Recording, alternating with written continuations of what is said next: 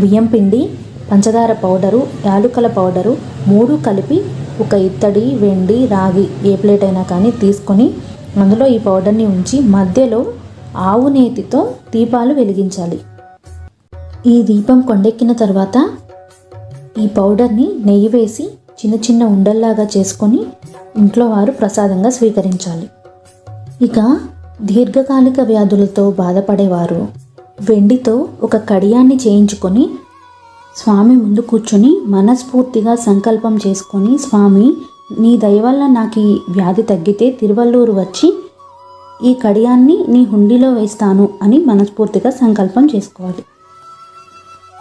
తరువాత ఒక చిన్న బెల్లం ముక్క, ఇంట్లో ఎంతమంది ఉంటే అన్ని బెల్లం ముక్కలు తీసుకొని ఒక పాత్రలో నీటిని తీసుకొని స్వామివారి పుష్కరిణిగా భావించి ఆ నీటి చుట్టూ ప్రదక్షిణం చేసి